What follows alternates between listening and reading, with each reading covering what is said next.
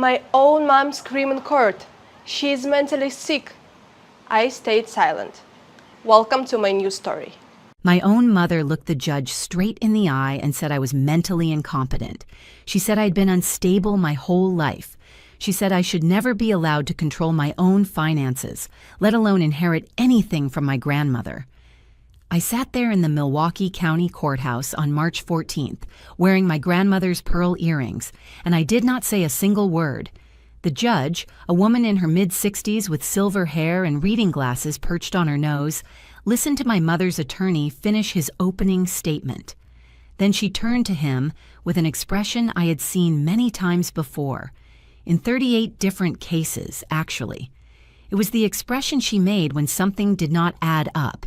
She looked at Bradley Fenwick, my mother's young attorney in his oversized suit, and asked him a simple question. Do you truly have no idea who this woman is? The woman you are calling mentally incompetent? Bradley blinked. He looked at his notes. He looked at me. He looked back at the judge. My mother's face went from confident to confused to pale in about 4 seconds. Let me tell you how I ended up in that courtroom. My name is Nancy Berglund. I am 33 years old and I work as a certified fraud examiner in Milwaukee, Wisconsin. For the past 7 years, I have specialized in one specific type of crime: elder financial abuse. I investigate cases where someone steals money from vulnerable seniors, forged checks, fake powers of attorney, manipulated wills. I have seen every trick in the book, and I have testified as an expert witness in 38 cases. 31 of those cases ended in conviction.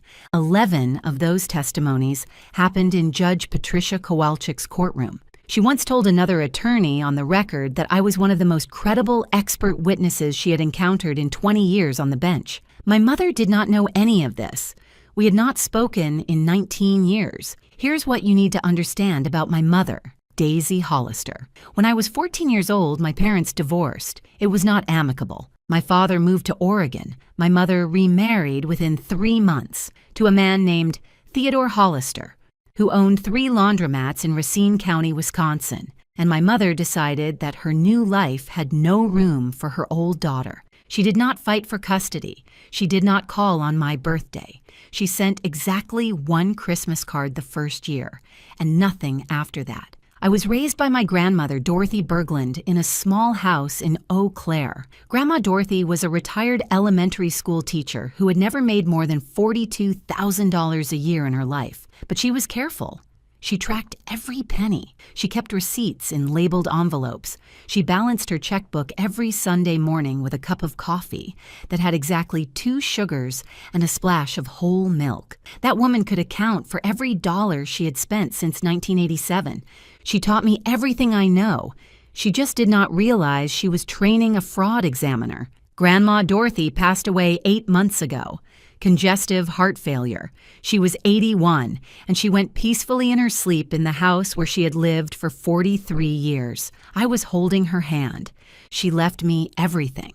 The house, worth about $285,000, her savings account with $167,400, a small life insurance policy. It was not a fortune, but it was hers. She had earned every cent of it by teaching 3rd graders to read for 36 years. 3 weeks after her funeral, I received a letter from an attorney named Bradley Fenwick. My mother was contesting the will. According to the letter, Daisy Hollister claimed that Dorothy Berglund had been suffering from severe mental decline in her final years. She claimed that I had isolated my grandmother from her family. She claimed that I had manipulated a vulnerable elderly woman into leaving me her entire estate. The woman who had not visited her mother in 15 years, who had not called on birthdays or holidays, who had abandoned her own child, that woman was accusing me of elder abuse. I actually laughed when I read it. Then I stopped laughing, because the letter also stated that my mother had documentation. She had evidence that I had a history of mental instability going back to my teenage years. She was petitioning the court to declare me mentally incompetent and appoint a conservator to manage my grandmother's estate. The proposed conservator was, of course, Daisy Hollister herself. I called my boyfriend Cameron that night. Cameron Lindqvist is a high school history teacher with the kind of family that still has Sunday dinners and keeps photo albums in chronological order. His parents have been married for 41 years. He does not understand dysfunction the way I do. He told me I should reach out to my mother. Maybe there had been a misunderstanding. Maybe she felt guilty about the past and this was her way of reconnecting. I love Cameron. I really do. But sometimes he says things that make me wonder if he has ever met an actual human being outside of a Norman Rockwell painting. My mother remembered the exact dollar amount of my grandmother's estate, $167,400. She put that number in a legal document. She still does not know if my birthday is in March or May. Funny how memory works when money is involved. Before we continue, if you are enjoying this story, please subscribe and tell me in the comments where you are watching from and what time it is there. I see every single comment and it truly means the world to me. Thank you so much for your support. Now back to my mother and her little scheme. Within 2 weeks, the situation got worse. My mother was not just contesting the will anymore. She filed a formal petition with the probate court claiming that I was mentally incompetent and should have a conservator appointed immediately. She wanted emergency powers. She wanted access to my grandmother's accounts, frozen until the court made a decision. Her evidence was creative. I will give her that. As my legal guardian at the time, her name had been on all the intake paperwork, which apparently gave her attorney enough to request copies. After she abandoned me, I spent about 8 months talking to a school counselor about depression and adjustment issues. This is a completely normal response when your mother decides you are not worth keeping. The counselor wrote that I was struggling with feelings of abandonment and low self-worth. My mother's attorney presented this as proof of lifelong mental illness. She also produced a signed statement from my stepsister, Merlin Hollister. Merlin is 28 years old, Theodore's daughter from his first marriage. According to her statement, I had always seemed unstable and erratic, and she had serious concerns about my ability to manage financial matters. Merlin was 9 years old the last time she saw me. I have not spoken to her in 19 years. She knows absolutely nothing about me. But here is the thing about legal proceedings. Once someone files a petition like this, it does not matter that it is ridiculous. It does not matter that the evidence is flimsy. The process starts moving, and you have to respond. You have to hire an attorney. You have to appear in court. You have to prove that you are not crazy. And while you are doing that, word gets out. My firm put me on administrative review. My boss, a decent man named Harold, who had hired me straight out of my certification program, called me into his office and explained the situation. He believed me. He knew this was nonsense. But the firm could not have an expert witness whose mental competency was being questioned in another courtroom. It was a liability issue, an insurance issue, a credibility issue. I was not fired, but I was benched. No new cases, no testimonies, no work that mattered. 7 years of building my reputation, and my mother dismantled it with one phone call to a lawyer. Theodore and Daisy were in financial trouble. That part I figured out quickly. Theodore's laundromats were failing. People do not use laundromats the way they used to, not with cheap washers and dryers available at every big box store. He owed $340,000 to creditors. Their house had a second mortgage. Their credit cards were maxed. My grandmother's estate was not about family for them. It was about survival. But I did not know the full scope of what they had done. Not yet. Cameron and I had our first real fight about 2 weeks into this mess. His parents had started asking questions. His mother, a sweet woman who bakes cookies for every school function, had gently inquired whether there was anything Cameron did not know about me. Any secrets, any history. He came to my apartment that night and asked me why I would not just take a psychological evaluation to prove I was fine. I told him that was not the point. The point was that I should not have to prove my sanity because my estranged mother wanted money. He said something about smoke and fire, about how it looked bad that I was refusing to cooperate. I asked him to leave. He left. I sat alone in my apartment that night looking at the photo of my grandmother that I keep on my bookshelf. It was taken at my college graduation. She was 73 years old and beaming like I had just won the Nobel Prize. All I had done was get a bachelor's degree in accounting, but to her, it was everything. She used to say that paper trails do not lie. She said that people can make up stories and twist the truth, but numbers are honest. Numbers tell you exactly what happened if you know how to read them. I decided to read some numbers. I was still listed as a joint holder on my grandmother's bank account. She had added me 2 years before her death, while she was still completely lucid. She said it was for convenience, so I could help her pay bills if she ever got too tired. But I think she knew something might happen. I think she was protecting herself, or protecting me. I pulled the bank statements for the last 2 years of her life. I created a spreadsheet.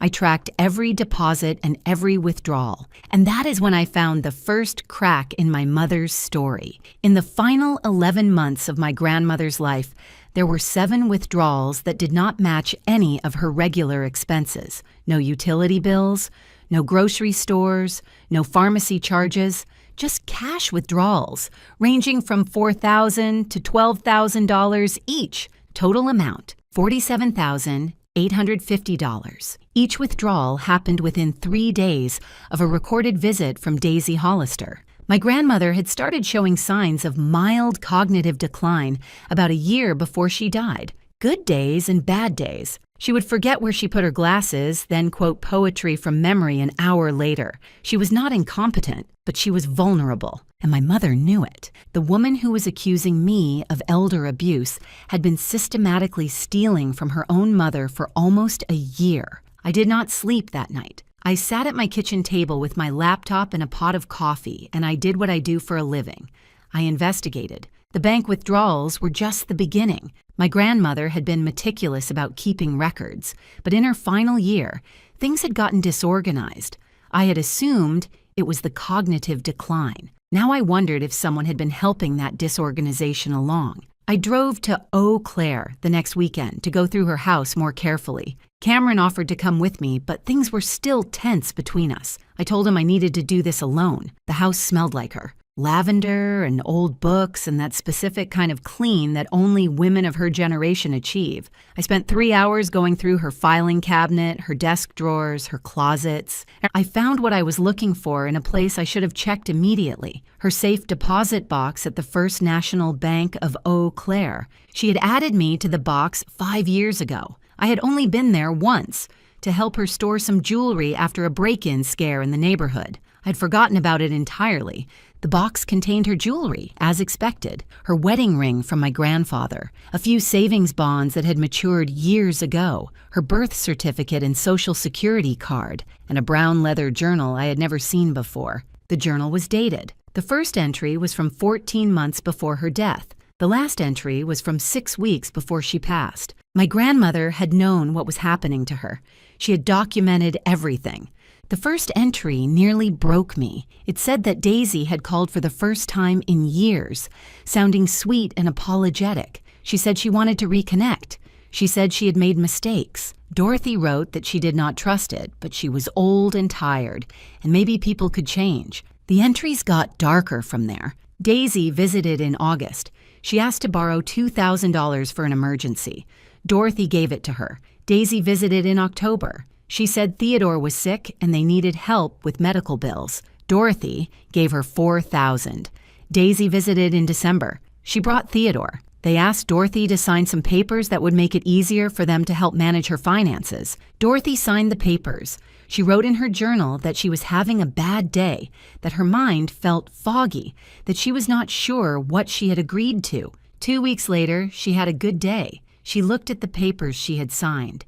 She realized they were a power of attorney, giving Daisy control over her accounts. She was too ashamed to tell me. That was the part that destroyed me. My grandmother, the strongest woman I had ever known, was too ashamed to admit that her own daughter had tricked her. She wrote that she did not want me to see her as weak. She did not want me to know that she had been fooled, so she documented everything instead. Every visit, every withdrawal, every lie Daisy told. She kept records because that was who she was. Paper trails do not lie. The final entry was addressed to me. It said she was sorry. She said she had tried to tell me several times but could not find the words. She said she knew Daisy would come for the money after she was gone, and she wanted me to have proof. She wanted me to fight. She wrote that she had always known I was stronger than her. She said that was why she knew I would win. I sat on the floor of that bank vault and cried for 20 minutes. The bank manager pretended not to notice, but when I was done crying, I got to work. The power of attorney document was a forgery, not the signature. My grandmother had actually signed it, confused and manipulated, but the notarization was fake. The notary stamp belonged to a man named Ray Gustafson, who had retired from practice in 2019. The document was dated 2024. Someone had used an old stamp on a new document. It was sloppy. It was obvious, and it was a felony. I started digging into Theodore Hollister's background. What I found made my stomach turn. Theodore's first wife had died in 2012. His mother had died in 2017. In both cases, there had been questions about the handling of their estates. In both cases, money had disappeared. No charges were ever filed, but the patterns were there. Daisy had not married a desperate man. She had married a professional. And I was not their first victim. I was just the one who knew how to fight back. I called my attorney, Caroline Jankowski, the next morning. Caroline was 52, a former prosecutor who had switched to civil litigation after burning out on criminal cases. She was sharp and direct and did not waste time on sympathy. I told her everything. The journal, the bank records, the forged notarization, the pattern with Theodore's previous family members. She was quiet for a long moment. Then she said, "This was not just a civil matter anymore. This was federal. Wire fraud, mail fraud, elder financial exploitation. If the pattern held, possibly more." She asked me what I wanted to do. I told her I wanted to destroy them, but I wanted to do it right. I wanted them to walk into that courtroom thinking they had already won. I wanted them to commit to their lies under oath. I wanted the judge to see exactly who they were before I showed her who I was. Caroline smiled. She said she had hoped I would say that. The court date was set for March 14th. That gave me 6 weeks to prepare. I approached this case the way I approach every case. I built a file. I created timelines. I cross-referenced documents. I verified every single fact 3 times, because that is what you do when your career depends on being right. Caroline filed my response to my mother's petition. It was deliberately bland. I denied the allegations. I stated that I was mentally competent. I requested a hearing. That was it. No evidence attached. No counterclaims. Nothing that would tip them off. Bradley Fenwick called Caroline the day after we filed. She said he sounded confused. That is her whole defense? That is all she has? Caroline told him that I looked forward to my day in court. She said I was confident the judge would see the truth. Bradley probably thought I was bluffing. Or stupid, or both. 2 weeks before the hearing, Bradley scheduled my deposition. This is standard procedure. The opposing attorney gets to ask you questions under oath before the actual trial. It is supposed to help them prepare their case and avoid surprises. I gave him nothing. He asked me about my education. I said I had a bachelor's degree in accounting. He asked me about my job. I said I was an accountant. He asked me about my mental health history. I said I had seen a counselor briefly as a teenager after my parents' divorce. I answered every question in the shortest possible terms. I did not volunteer information. I did not explain. I did not defend myself. My mother was watching the deposition via video link. I could see her face in the corner of the screen, and I watched her expression shift from nervous to confused to pleased over the course of 2 hours. She thought I was broken. She thought I had given up.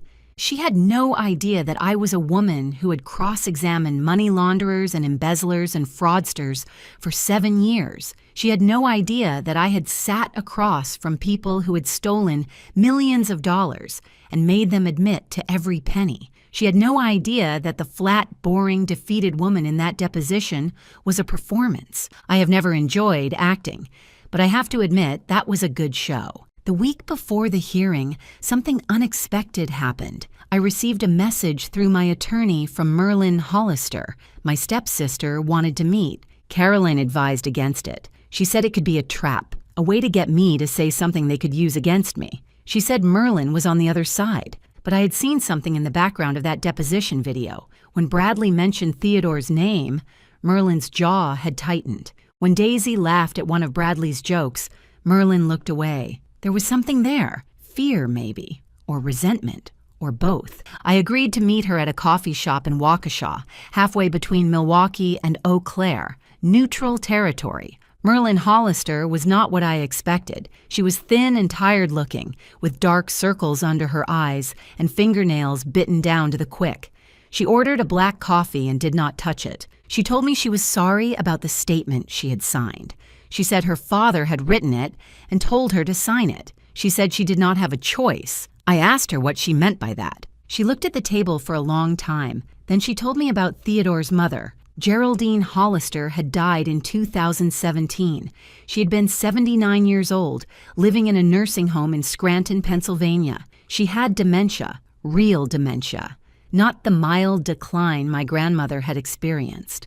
She could not remember her own name most days. Theodore had power of attorney. He managed her finances. When she died, there was almost nothing left in her estate. Her house had been sold. Her savings had been drained. Theodore said the nursing home costs had eaten everything up. Merlin said she had believed him at the time. She was 21 years old and did not know any better. But a few years later, she started asking questions. The numbers did not add up. The nursing home had not cost that much.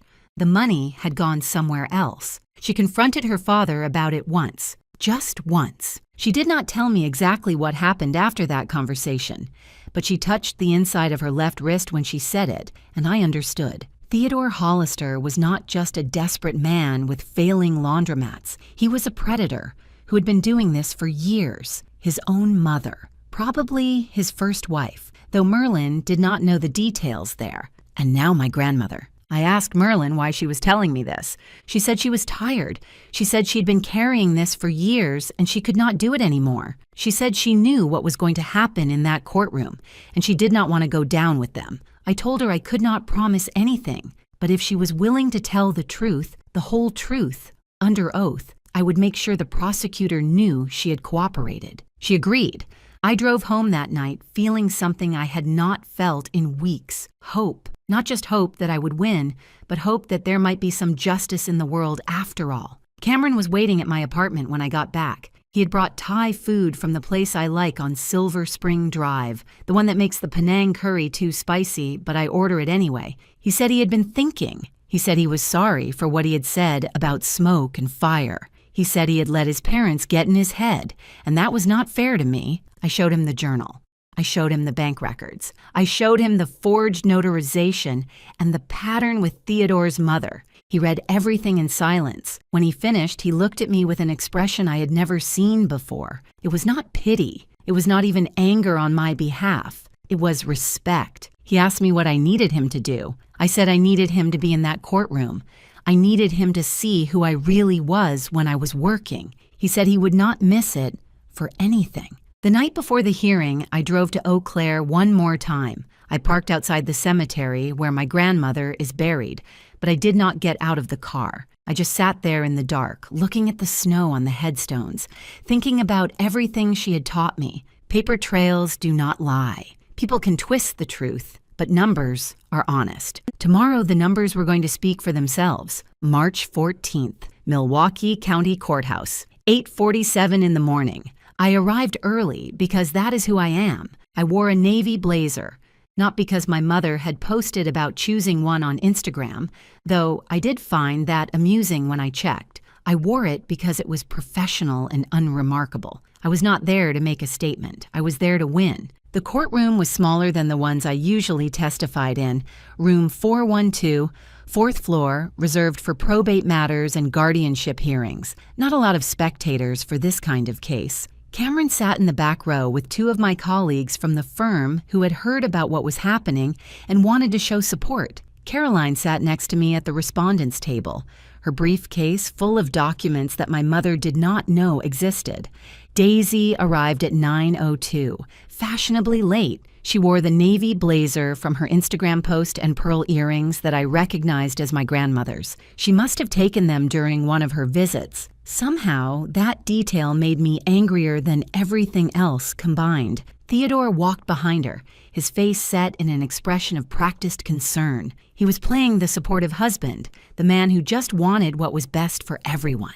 He nodded solemnly at the judge's bench as he took his seat. Merlin came in last. She did not look at me. She did not look at anyone. She sat at the far end of the bench behind the petitioner's table and stared at her hands. Bradley Fenwick shuffled papers and checked his phone one more time before the judge entered. He still looked like a kid playing dress-up in his father's suit. I almost felt sorry for him. Almost. All rise.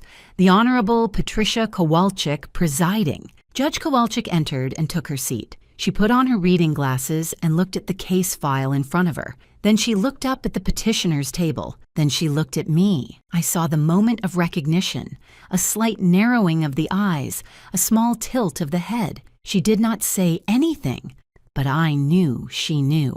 Bradley began his opening statement. He spoke for about 12 minutes. He painted a picture of a concerned mother who had been estranged from her daughter due to family conflict, but who had never stopped caring. He described my grandmother as a vulnerable elderly woman who had been isolated and manipulated. He presented my teenage therapy records as evidence of a pattern of mental instability. He never once mentioned what I did for a living. He never researched me beyond the basics. He assumed that an accountant was just an accountant. When he finished, Judge Kowalczyk asked if the petitioner wished to make a personal statement. Daisy stood. She smoothed her blazer. She spoke calmly at first about her concern for me, her worry that my grandmother's final wishes were not being honored properly. Then something shifted. Her voice rose. She pointed directly at me and said that I was mentally sick, incompetent, that I had always been unstable and should never be allowed to control anyone's finances, let alone inherit from the woman I had supposedly manipulated. I did not flinch. I did not react. I kept my hands folded on the table and waited. Judge Kowalczyk watched my mother's outburst without any change in expression. Then she turned to Bradley Fenwick and asked a simple question. "Counselor, do you truly have no idea who this woman is? The woman your client just called mentally incompetent?" Bradley looked confused. He checked his notes. "She is an accountant, Your Honor. She works for a firm in Milwaukee." The judge looked at him for a long moment. Then she turned to Caroline. Caroline stood. She did not give a speech. She simply said that we would like to present evidence that would reframe the court's understanding of this case. Judge Kowalczyk nodded. Caroline opened her briefcase. She handed a copy of the evidence package to the clerk, who handed it to Bradley. She gave another copy to the judge. She began with the bank records. She walked through the timeline of withdrawals, $47,850 over 11 months. 7 withdrawals, each one within 3 days of a documented visit from Daisy Hollister. Bradley's face did not change at first. He was still expecting some kind of trick. Then Caroline presented the power of attorney document. She pointed out the notary stamp. She presented the retirement records of Ray Gustafson, showing that he had surrendered his notary commission in October 2019. The document was dated March 2024. Bradley's face went pale. Caroline presented the journal. She read selected entries aloud. My grandmother's voice from beyond the grave, explaining exactly what had been done to her, the shame she felt, the confusion, the fear. I watched my mother's face as Caroline read. Daisy's expression cycled through confusion, then shock, then something that looked almost like indignation. She was not ashamed of what she had done. She was angry that she had been caught. Theodore's face was harder to read. He sat very still like a man who has been through this before and knows when the game is over. Caroline finished with the pattern. Theodore's mother, the suspicious financial activity, the money that had disappeared. She noted that the FBI had been notified and was opening an investigation into possible wire fraud and mail fraud charges. When she sat down, the courtroom was silent. Judge Kowalczyk looked at Bradley. She asked if he had anything to say in response. Bradley asked for a brief recess. The judge granted it. I watched Bradley walk over to Daisy. He leaned down and whispered something in her ear. I could not hear what he said, but I could see her reaction. Her face went from angry to confused to pale. He was telling her who I was, what I did for a living, how many times I had testified in this very courtroom. She looked at me then, for the first time in 19 years. My mother really looked at me. I did not smile. I did not gloat. I just looked back at her and waited.